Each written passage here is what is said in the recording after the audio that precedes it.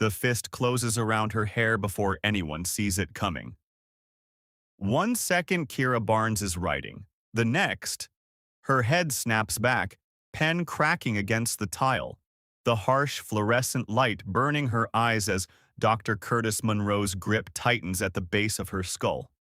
He laughs, not a nervous laugh, not an accident. A slow, deliberate laugh. The kind that says, I own this room, I own this hospital, and I own you. The entire ER stops breathing. Monitors keep beeping. A child keeps crying somewhere behind curtain 4. But every nurse, every orderly, every exhausted doctor in that hallway has turned to stone. Nobody moves. Nobody speaks. And Kira doesn't scream. Her spine stays straight. Her feet stay planted. The pain is white-hot and real, her scalp screaming under his grip, but her eyes find his and they don't let go.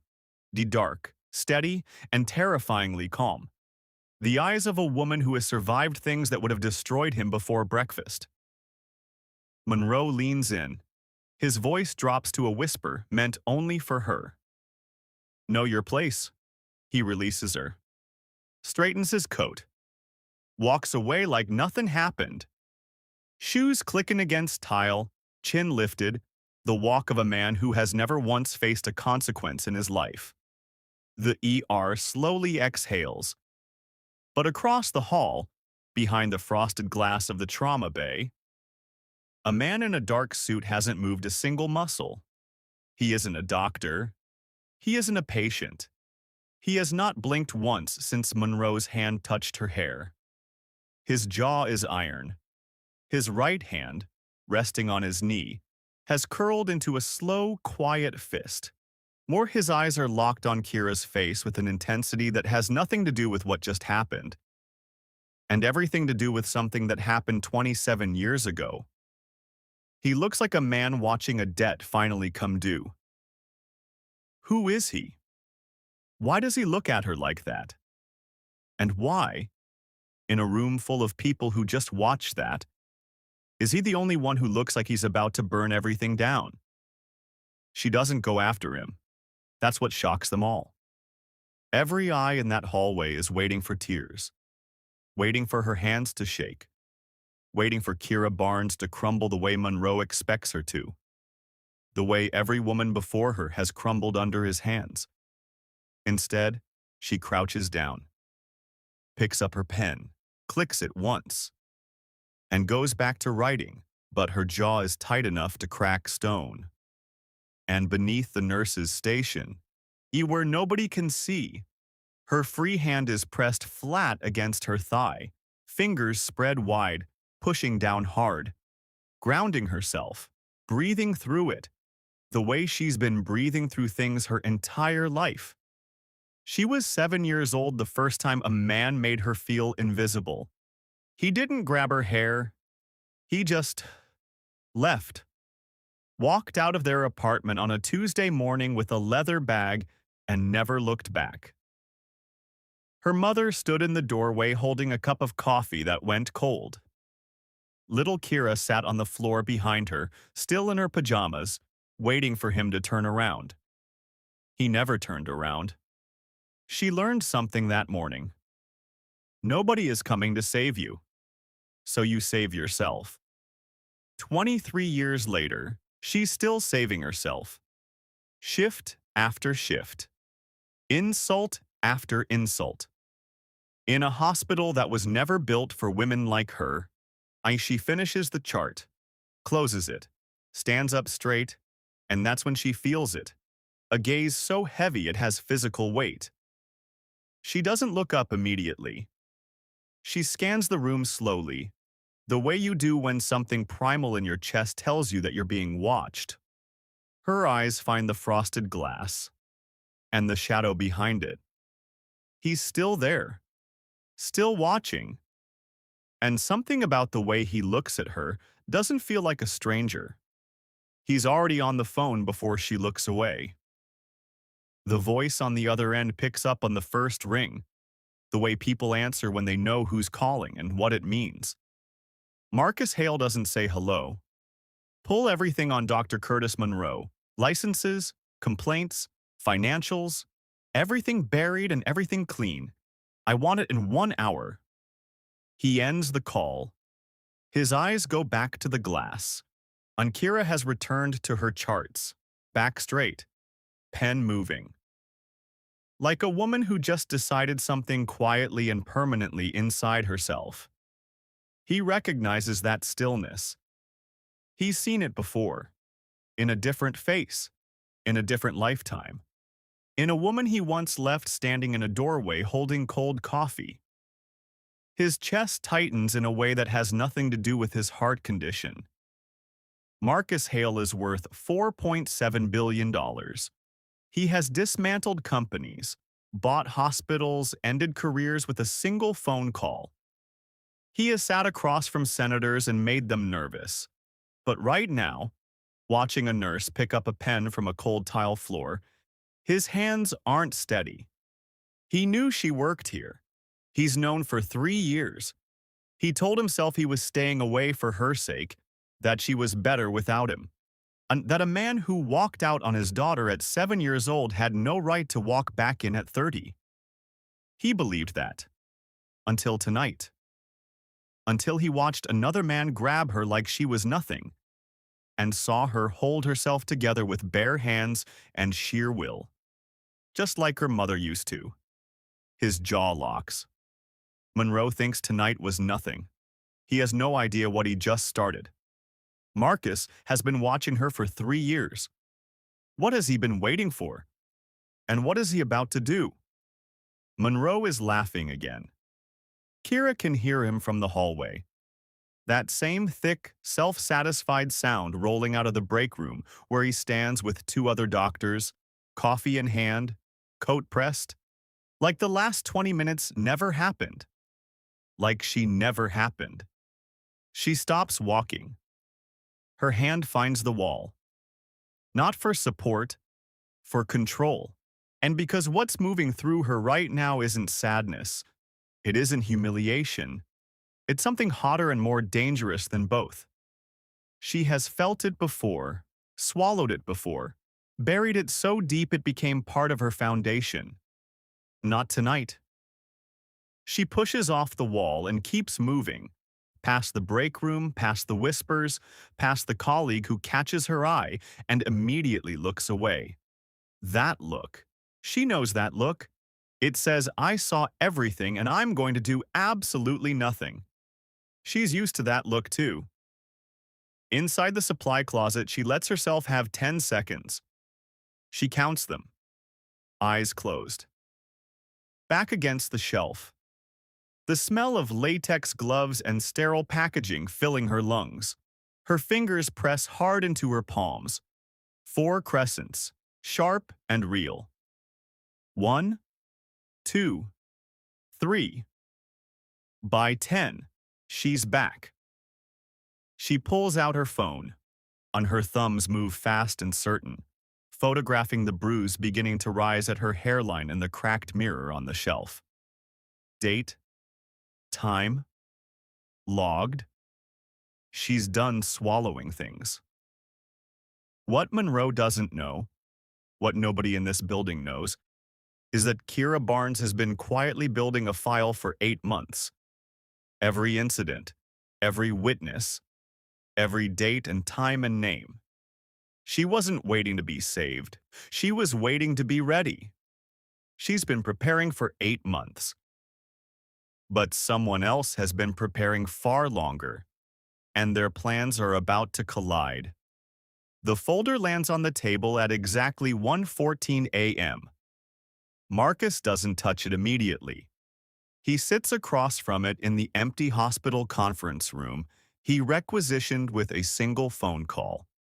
The kind of phone call that makes hospital administrators forget they were about to say no. The folder is thick. 12 years of Curtis Monroe. Buried complaints. Settled lawsuits. 3 nurses who signed NDAs in exchange for severance packages they couldn't afford to refuse. A residency program director who resigned quietly after Monroe's 3rd year. Financial ties between Monroe and two sitting board members, the kind of ties that explain why 12 years of buried complaints stayed buried. Marcus reads every page, twice. His face doesn't change, but his coffee goes completely cold beside him. Untouched. Because a man like Marcus Hale doesn't get emotional over documents. He gets precise. His pen moves, marking, circling, connecting, building something methodical and devastating. The kind of thing that doesn't just end one man's career. The kind of thing that brings down every wall he's hiding behind. But halfway through page 9, he stops. There's a name in the complaint column he didn't expect. Kira Barnes. Filed 14 months ago. Internally reviewed. Dismissed within a week. His pen stays on the page. She tried before. She built her case, walked it through the proper channels, did everything right. And the system ate it quietly and handed Monroe a promotion 3 months later. Marcus closes the folder. Sits back. For 27 years he told himself she didn't need him, that she was strong enough without him. He was right about the strength. He was catastrophically wrong about everything else. She already tried to fight, and they crushed her. So why is she still standing? And what is Marcus about to do that she doesn't know yet? The photograph is already on his phone. Marcus didn't take it. His security detail did. I timestamp 11:49 p.m. Kira at the nurse's station, head snapped back, Monroe's fist in her hair, clinical, sharp, undeniable. Marcus stares at it for a long time. Then he does something he hasn't done in 27 years. He calls his lawyer at 2 a.m. Richard Hale, no relation, just the most expensive legal mind in the state, picks up on the second ring. Because men like Marcus don't call at 2 a.m. unless the earth is shifting. I need you to find everything on a Dr. Curtis Monroe, Mercy General Hospital, and Richard, he pauses, I need to update my will. Silence on the other end. Then, Marcus, what's happening? He doesn't answer that. He ends the call. The hotel suite around him is worth $12,000 a night. Floor-to-ceiling glass. The city glittering 40 floors below like scattered diamonds. He stayed in places like this his whole adult life. Building things, buying things, filling square footage with net worth. None of it is what he's thinking about. He's thinking about a Tuesday morning. A leather bag. A little girl in pajamas sitting on a floor waiting for him to turn around. He didn't turn around.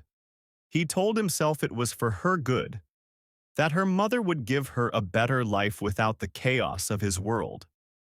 That love sometimes looks like leaving. He believed that. He built an empire on believing that. And tonight, a photograph on his phone has dismantled every single brick. He walks to the window, presses one hand against the cold glass. Below him, somewhere in this city, his daughter is driving home alone, not knowing that her whole life is about to change. He's updating his will. He's making moves. But does Kira even know this man exists? And what happens when she finds out? Kira's apartment is small. Not poor small, earned small. The kind of space a woman furnishes slowly and deliberately. A good couch, real books, a coffee maker that costs more than her first paycheck. Plants on the windowsill that are somehow still alive despite 12-hour shifts, and a schedule that would break most people. She's sitting on the floor, back against the couch, knees pulled up. The file spread open across the carpet in front of her. 8 months of documentation laid out like a map of every battle she's fought alone. Photographs, incident reports, dates, names, witnesses who looked away. Her scalp still stings. She presses two fingers to the bruise at her hairline, presses until the sharp, specific pain cuts through the noise in her chest. And then her phone rings. Unknown number. She almost doesn't answer. Ms. Barnes. The voice is calm, deep. The kind of voice that belongs to a man who has never once had to raise it to be heard. My name is Marcus Hale. I was at Mercy General tonight. I saw what happened. She goes very still. I'd like to help you. 3 seconds of silence. I don't need help. Her voice is flat and certain. I know. A pause. And something in that pause feels strange. Too weighted. Too personal for a stranger. But Monroe has protection you can't see yet. Board members.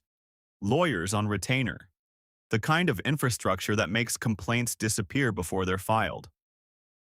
She looks down at her file. 8 months of work. What do you want? She asks. Another pause. When he speaks again, his voice is quieter, almost careful. Yeah, nothing you're not willing to give. He says he wants nothing, but his voice sounds like a man carrying something enormous. What isn't he telling her? The coffee shop is neutral ground. Marcus chose it deliberately. No private rooms, no boardrooms, no power dynamics built into the architecture. Just a corner table, 2 chairs, and morning light coming through glass. He arrives first. He's always early. It's the one habit he's never broken. The belief that arriving first means controlling the room. But when Kira walks through that door, he loses control of the room immediately. She moves like her mother. Same chin. Same shoulders. Back don't touch me posture. Same eyes that read everything in a space before committing to entering it. She scans the coffee shop in 3 seconds flat, clocking exits, reading faces, finding him in the corner. She doesn't smile. She sits. Up close, the bruise at her hairline is darker than the photograph, yellowing at the edges. His jaw tightens, but he keeps his face neutral. You said you could help. She puts her file on the table between them. Doesn't open it. Convince me. Marcus slides a single sheet of paper across the table. She picks it up. Her eyes move fast, then slow, then stop completely. 3 NDAs, 3 nurses. Settlement amounts that would make most people's vision blur. And at the bottom, the signature of a sitting board member on every single one. She looks up. How did you get these? That's not important. It is to me. He holds her gaze, and for one fractured second, something moves across his face. Something that has no business being there between 2 strangers. Something that looks like pride. You remind me of someone, he says quietly. She stares at him. Who? He picks up his coffee. Doesn't answer. He has everything she needs, but why does he keep looking at her like that? What isn't he saying? The text comes from Dominique, her closest friend. 8 years of shared shifts, shared lunches, shared secrets in supply closets between emergencies. The woman who held Kira's hand the night her mother was admitted to this same hospital 3 years ago. The text reads, Kira, Monroe knows about your file. I'm sorry. She reads it twice, then the floor falls out. She's standing in the hospital corridor when it hits her. The full weight of it. Not just the betrayal, the calculation behind it. Dominique didn't accidentally mention it. She told someone deliberately, which means she chose. Looked at 8 years of friendship and chose the other side. Kira's hand tightens around the phone until her knuckles pale. She doesn't cry. She walks, fast and straight, through the corridor, past the break room, past the nurses who track her movement with careful sideways glances. Word travels fast in hospitals. Everyone already knows something is happening. Nobody knows what. She pushes through the stairwell door, lets it slam behind her. In the gray concrete quiet, she finally stops, presses her back against the wall, tilts her head back, stares at the ceiling and breathes through her nose. 4 counts in, 4 counts out. The way her mother taught her when the world got too loud. Her mother, who raised her alone in a 2-bedroom apartment, who worked double shifts and never complained. Who told Kira every single morning, "You come from strength, baby, even when you don't feel it." She pulls out her phone, not to call Dominique, to call Marcus. He picks up on the first ring. "They know," she says. A beat of silence. "I know," he says. "I've been waiting for you to call." He already knew. He was waiting. How long has Marcus Hale been 10 steps ahead? And why does he care this much about a nurse he just met? The board meeting starts at 9 a.m. By 9:04, Monroe's lawyer is already talking. Kira sits on the opposite side of the long mahogany table, her file open in front of her, her hands flat and still on the surface. 6 board members, 3 lawyers. 1 HR director who won't make eye contact with her, and Monroe, sitting at the far end, cufflinks caught in the light, looking at her like she's already lost. She's seen that look her whole life. She opens the file. The first document she slides across the table is the NDA, the one Marcus gave her. 3 nurses, settlement amounts, board member signatures at the bottom. She watches the color leave the room slowly, face by face, like a tide going out. Monroe's lawyer stops talking mid-sentence. The second document is the photograph. Timestamp 11:49 p.m. Clinical. Sharp. Undeniable. Silence. The third document is a complaint log. 14 months of incidents. Dates, names, witnesses. Every single one dismissed internally. Every single one signed off by the same 2 board members now sitting across from her. One of them reaches for his water glass. His hand isn't steady. Monroe finally speaks. "This is completely—" "Sit down, Curtis." The board chair's voice is flat and final. Monroe sits. Yakira doesn't move, doesn't smile, doesn't let herself feel anything yet, because she knows how fast rooms like this can turn. She's been in rooms like this before. She filed a complaint 14 months ago and walked out with nothing. But that was before Marcus Hale made 3 phone calls. That was before the whole board knew exactly who was watching. Monroe is crumbling. The board is cracking. But Kira doesn't know yet that the man who built this moment for her is about to turn her entire world upside down. Marcus is already standing when she walks in. Not at a table this time. He's by the window of his hotel suite. 40 floors up, the city spread below him like something he owns. And the way he turns when she enters, too fast, too relieved, tells her he's been watching the door since he called her here.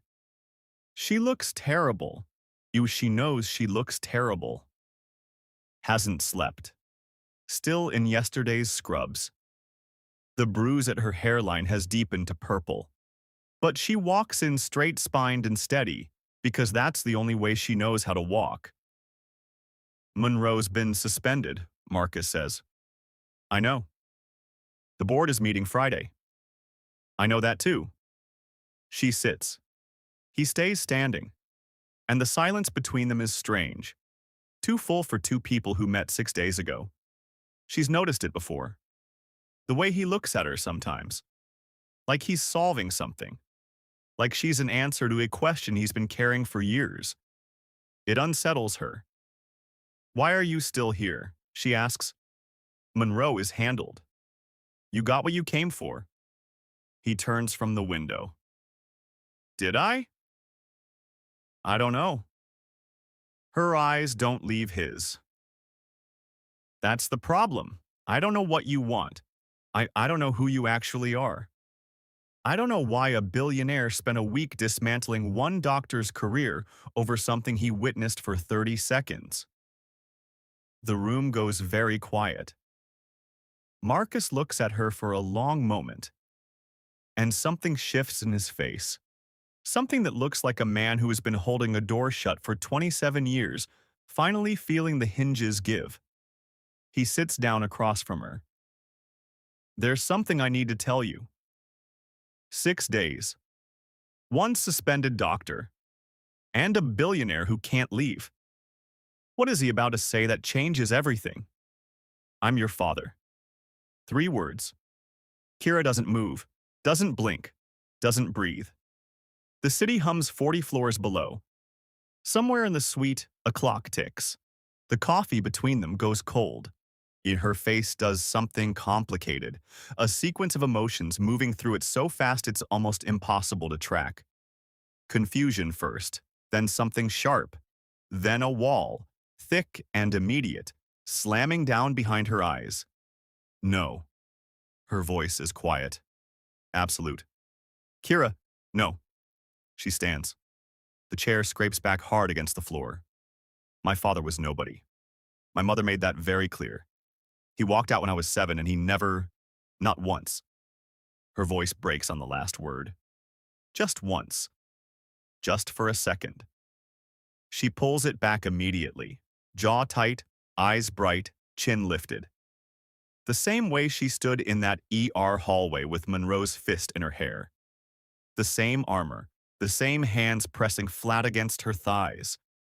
Marcus doesn't move.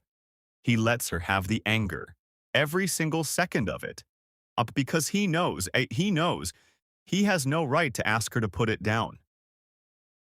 Your mother's name was Diana Barnes, he says quietly. She kept a blue coffee mug on the left side of the sink. She sang off-key when she cooked. And the morning I left, his voice drops to almost nothing. You were wearing yellow pajamas with white stars on them, sitting on the floor behind her. The blood drains from Kira's face. She never told anyone about those pajamas. Her mother never spoke about that morning. There is only one person alive who could know that. She sits back down. Slowly. He knows about the pajamas. He was there. And now, Kira Barnes has to decide what to do with the fact that her father is worth $4.7 billion and has been watching her for 3 years. You watched me? Not a question. Kira's voice is low and controlled, the most dangerous version of it. She's still sitting, both hands flat on the table, eyes locked on Marcus like she's pinning him to the wall with them. 3 years, he says. 3 years. She repeats it slowly, tasting how wrong it is. You knew where I worked. You knew what was happening to me. You watched Monroe. She stops. Something moves across her face. You were there that night on purpose. Marcus doesn't deny it. You came to that hospital knowing what he was doing to me. I came because I needed to see… What? Her voice cracks open. What did you need to see? Whether I was worth it? Whether I'd survived well enough without you? The words hit him like something physical. He absorbs them without flinching. Because she's earned every single one. I needed to see if you were okay, he says. And you weren't. I was fine. You were surviving. His voice is steady, but his eyes aren't. There's a difference. I know the difference because I watched your mother survive for years after I left, and I told myself that was enough. Silence. Raw. Heavy. The kind that has 27 years inside it. She's gone, Kira says finally. Barely a whisper. 2 years ago. She never told me your name. She protected you right up until the end. Something breaks in Marcus Hale's face. Quietly, completely. His hand moves across the table, stops just short of hers. I know, he whispers. I was at the funeral, third row. You didn't see me. He was at her mother's funeral. He's been there, in the shadows, for years. And now Kira has to decide whether to let him in or walk away forever. She leaves. No dramatic exit, no slammed door. She just stands, picks up her bag, and walks out. Steady and quiet, the way she does everything. The suite door closes behind her with a soft click that somehow sounds louder than a slam. Marcus doesn't follow. He sits in the empty room for a long time. The untouched coffee. The city below. The ghost of a conversation that cracked something open in his chest that he doesn't know how to close. His phone buzzes. Richard, his lawyer. The will amendment is ready. Do you want to proceed? He looks at the door she just walked through. Yes, he says. Proceed. Kira drives without knowing where she's going. She ends up at the cemetery. Her mother's headstone is simple. Diana Barnes. Beloved mother. The flowers Kira placed last Sunday are still fresh, edges just beginning to curl. She sits on the cold ground in front of it without caring about her clothes. He was at your funeral, she says out loud. The wind moves through the trees. You knew, didn't you? You always knew where he was. She presses her fingers into the grass. Why didn't you tell me? Why did you protect him? After everything. Her voice breaks. She lets it this time. Sits in the gray morning and cries the way she never let herself cry in that ER hallway. Ugly and real and completely alone. For her mother. For the little girl in yellow pajamas. For 27 years of a question she never let herself ask out loud. Why wasn't I enough for him to stay? Her phone buzzes. A text from an unknown number. Your mother asked me to stay away. It was her condition. I have the letters if you want them. Her mother knew. Her mother chose this. And somewhere, there are letters that explain everything. Does Kira want the truth? Or will it break what's left of the life she built? The letters are tied with kitchen string.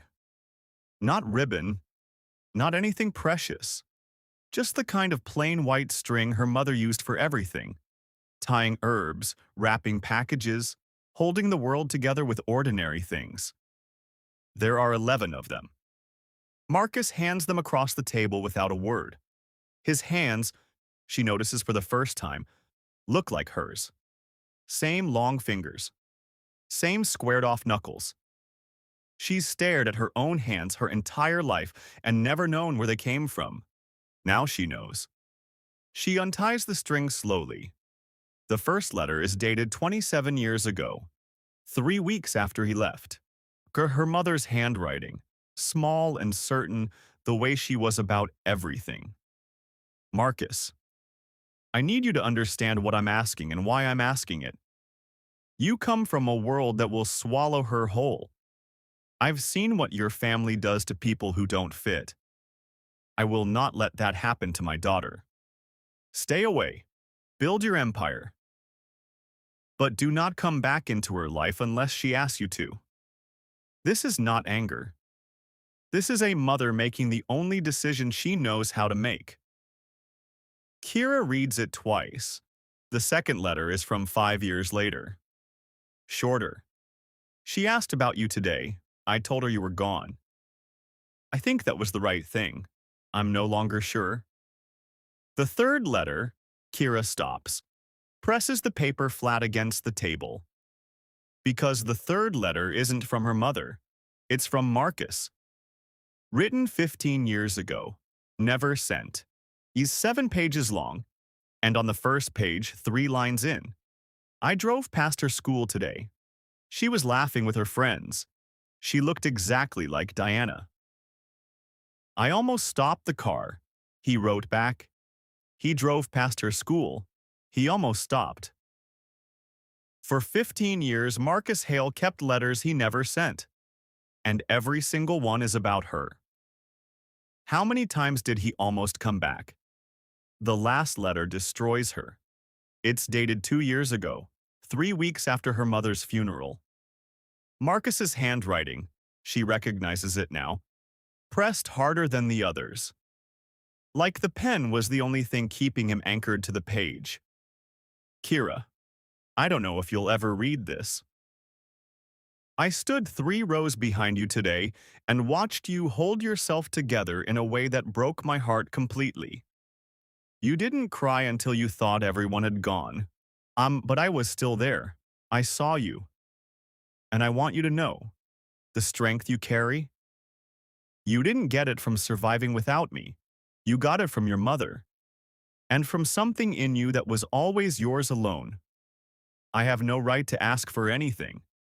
But if you ever want to know who you are, all of who you are, I'll be here. I've always been here. That's the most shameful thing I know about myself. Kira sets the letter down, looks at Marcus.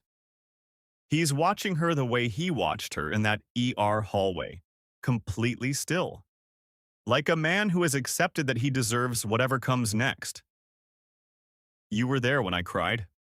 Yes. And you still didn't come to me. You didn't know who I was. I had no right. I was alone. Her voice is barely sound. I buried my mother and I stood in that cemetery completely alone, and you were 30 feet away. The silence that follows is the loudest thing in the room. Marcus closes his eyes. When he opens them, they're wet. For the first time in this entire story, Marcus Hale has no words, no strategy, no careful measured sentences, just a father. Sitting across from the daughter, he failed. I know, he whispers. I'm sorry. He was 30 feet away when she was at her most broken, and he said nothing. Can sorry from a billionaire father who chose his empire over his daughter ever be enough? 3 days of silence. Kira doesn't call, doesn't text. Marcus doesn't push. He just waits. The way a man waits when he knows he has no right to demand anything, not even an answer. On the 4th day, she shows up at his hotel. No warning. No phone call. She's in civilian clothes, jeans, a white shirt, hair down. He's never seen her outside of scrubs or yesterday's exhaustion. She looks younger. She looks like the girl in yellow pajamas. He opens the door and steps back. She walks in, sits, places something on the table between them. A photograph. Old. Edges soft with age. A woman, young, laughing, standing in front of a car that dates the picture immediately. Beautiful in the way real people are beautiful. Caught mid-laugh, eyes creased, completely unaware of the camera. That's her, Kira says. 26 years old, the year before you left. Marcus sits down slowly. He looks at the photograph for a long time. She never stopped loving you, Kira says. Not gently, just factually, the way you state things that hurt but are true. The letters made that clear. She sent you away because she loved you both enough to make the hard choice. Marcus nods. Can't speak. I'm not ready to forgive you, Kira continues. I want you to know that clearly. I don't know if I'll ever be fully ready. He nods again. But I have questions. She folds her hands on the table. 27 years of questions. And I want answers. All of them. No strategy, no careful words. Just the truth. Marcus looks up. For the first time since that ER hallway, he doesn't look like a billionaire. He looks like a father who just got a second chance he knows he doesn't deserve. Ask me anything, he says. She's not forgiving him, but she's staying. She has 27 years of questions, and a billionaire father who finally has nothing left to hide. What does she ask first? The question she asks first isn't what he expects. Not why did you leave? Not did you ever love her? Not do you know what it did to me? She asks. Do you have other children? The air changes. Marcus holds her gaze. No. Have you ever been married? No. She nods slowly, processing, filing it somewhere. So for 27 years, no family, just the empire. Yes. Was it worth it? The question lands like something dropped from a great height. Marcus doesn't answer immediately. He looks at his hands, the same long fingers, the same squared-off knuckles that she has, that she got from him without ever knowing it. No, he says finally. It wasn't. She absorbs that. Then, tell me about your world, the one my mother was afraid of. So he does. He talks for 2 hours. The Hale family. Old money with sharp edges. A father who measured love and performance and net worth. Expectations that came dressed as opportunities. A world where a mixed-race nurse from a 2-bedroom apartment would have been picked apart before breakfast. She was right to be afraid, he says quietly. My father would have destroyed her. He almost destroyed me. Kira listens to everything, doesn't interrupt, doesn't soften. When he finishes, she's quiet for a long time. She protected me from all of that. Yes? And you let her? Yes. Another silence. Longer. Then Kira does something that stops his heart completely. She reaches across the table and puts her hand over his. Not forgiveness. Not yet. Just contact. Just two people with the same hands finally occupying the same space. Tell me something good, she says quietly. Tell me one good thing about where I come from. She's reaching for him. 27 years of distance closing in one small movement. But outside this hotel room, the world is about to find out who Kira Barnes really is, and nothing will ever be the same. The story breaks at 6 a.m. Kira is still asleep when it happens. Phone face down on her nightstand, the first real sleep she's had in 2 weeks. Outside her window, the city is gray and quiet. That specific stillness that exists for exactly 40 minutes before the world remembers itself. Her phone lights up. Then again. Then it doesn't stop. She picks it up. The headline is from a financial news outlet, not a gossip site, not a tabloid. The kind of publication that doesn't run stories unless they're bulletproof. Hale Industries. You're located after 27 years. Marcus. Hale confirms daughter. Her photograph is next to his. Not her hospital ID. Not a candid shot. A photograph she didn't know existed. Taken 3 days ago outside the hotel. Her in jeans and a white shirt, hair down, walking through the lobby, looking, for the first time in any photograph she's ever seen of herself, completely unguarded. She sits up slowly. 17 missed calls, 43 texts, 3 voicemails from numbers she doesn't recognize. Her hands are steady. She doesn't know why she expected to feel something different. Shock, maybe? Panic. Instead, there's just a strange quiet inside her chest, like something that was always missing has finally, after 27 years, clicked into place. She calls Marcus. He picks up on the first ring. I didn't release it, he says immediately. Someone from my legal team. It's being handled. It's okay, she says. Silence. Kira. Marcus. She says his name for the first time. Not you. Not silence. His name. Careful and deliberate. It's okay. She hears him exhale. 27 years of held breath. Finally released. What do you want to do? He asks. She looks out her window at the waking city. I want to have breakfast with my father, she says, for the first time. The world knows. Everything is about to change. Her career, her life, her name. But for this one quiet morning, all that matters is a daughter and a father sitting down together for the very first time. The restaurant is simple, not the kind of place a billionaire usually eats. No private room, no reserved section. Just a corner booth, morning light through clean windows, and a menu with pictures on it. Kira chose it. Marcus didn't say a word about it. He's already there when she arrives. Early.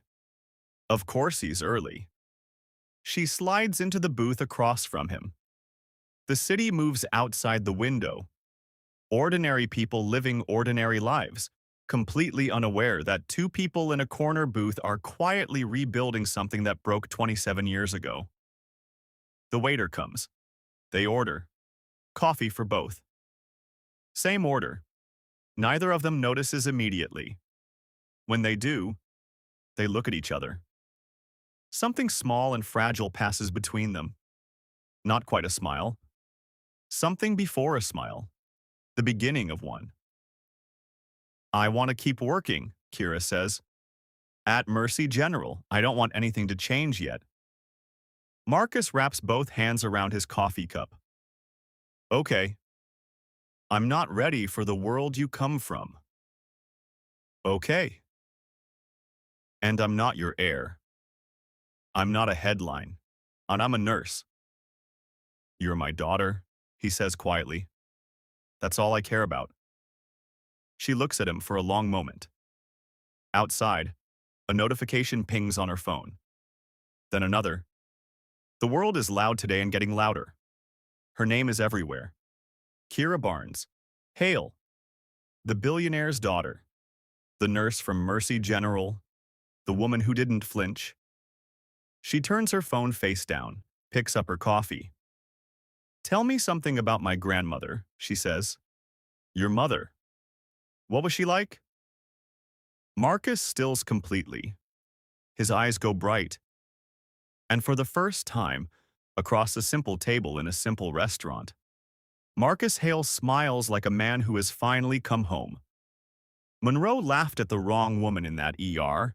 He didn't just grab a nurse. He reached out and touched the daughter of a billionaire who had been waiting. Guilty, broken, and powerful, for exactly that moment to finally come home. Some people spend their whole lives not knowing who they are. Kira Barnes found out in the middle of the worst week of her life, and it changed everything. The end.